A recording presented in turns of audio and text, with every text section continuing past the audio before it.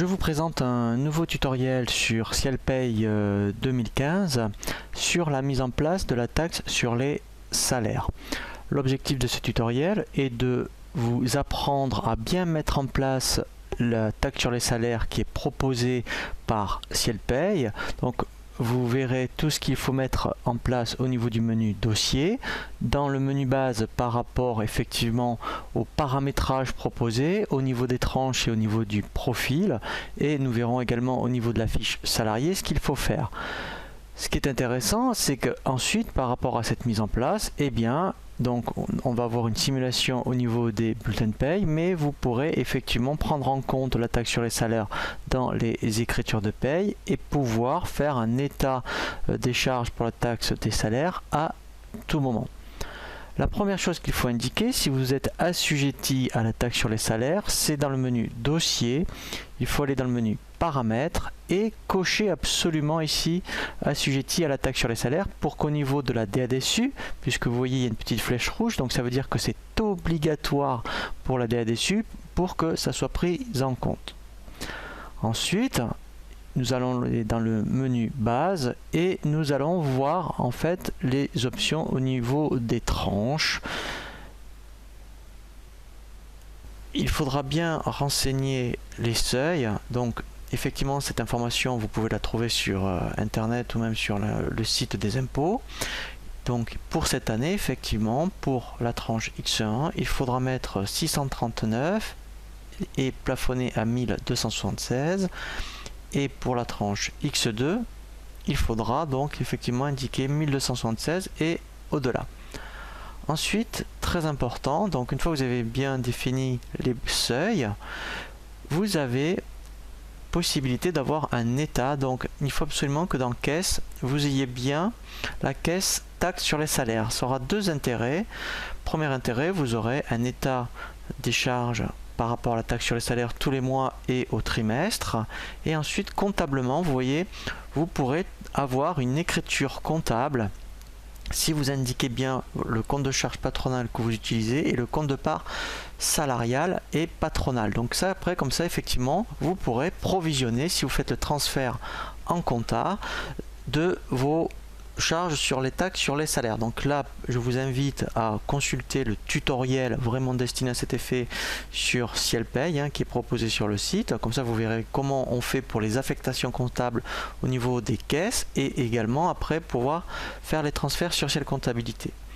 Une fois que vous avez défini effectivement les barèmes et la caisse, dernière chose qu'il reste à faire effectivement, c'est les cotisations qu'il faut regarder sur Cielpay et qu'on va intégrer ensuite dans les profils. Vous avez trois cotisations à intégrer qui s'appellent CTG, CTX1, CTX2. Alors déjà en fait on va vérifier au niveau des cotisations ici, voilà, donc vous voyez j'ai bien CTG, CTX1, CTX2, donc en fait donc elles sont proposées par Ciel. Normalement voilà, il faut bien s'assurer que le taux ici soit juste, voilà, donc que la caisse ici soit bien TAX sale, pareil pour CTX1, voilà, donc là les taux sont bons, et pareil pour CTX2. Voilà. Ensuite, dernière chose à faire, c'est d'intégrer ces rubriques de cotisation dans le profil. Alors, on va les mettre dans un profil qui est utilisé. Je vais dans profil, je vais les mettre dans les non-cadres et les cadres par exemple. Donc là je fais modifier et ici je vais tout simplement me placer à l'endroit qui m'intéresse pour intégrer ces rubriques. Donc normalement comme c'est des cotisations patronales, effectivement on les met à la fin, voilà. Donc là je vais les mettre avant total retenu, je viens ici, je fais insérer et là je tape tout simplement les codes de rubrique qui m'intéressent. Donc il y a bien CTG qui m'intéresse, je me mets toujours ici en dessous, je fais voilà, insérer CTX1, voilà, et je me place encore en dessous, voilà, et je fais CTX2, voilà. Donc là je l'ai fait pour les non-cadres, je vais les faire pour les cadres. Comme ça en fait on fera une simulation sur ce profil qui est déjà utiliser. Donc là, je vais me mettre ici dans Total retenu. Je réintègre CTG. Voilà. Je refais insérer. Je vais intégrer CTX1. Voilà. Alors par contre, voilà, là je me suis trompé et j'insère CTX2. Voilà, donc là mon profil est à jour. Donc maintenant on va faire une simulation sur le bulletin de salaire. Donc je reviens dans les gestions de bulletin, bulletin de paye. Donc je vais me remettre, mettons, voilà, donc là sur Martine. Voilà, et là je vais faire, comme j'ai mis à jour le profil, pour repartir d'un profil à jour, je fais profil et je fais générer. Alors pardon, excusez-moi, je fais plutôt appel. Voilà, je vais chercher mon profil cadre pour qu'il reparte du dernier profil à jour.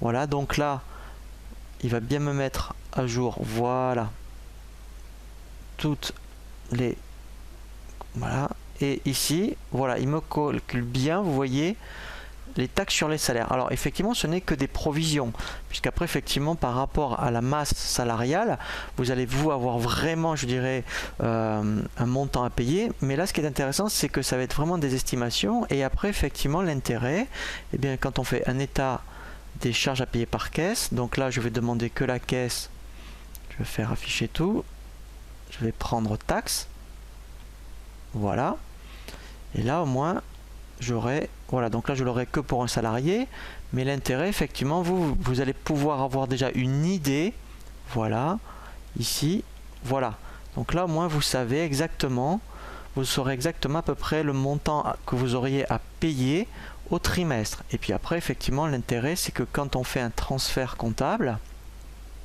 et bien automatiquement ces montants vont se transférer en comptabilité.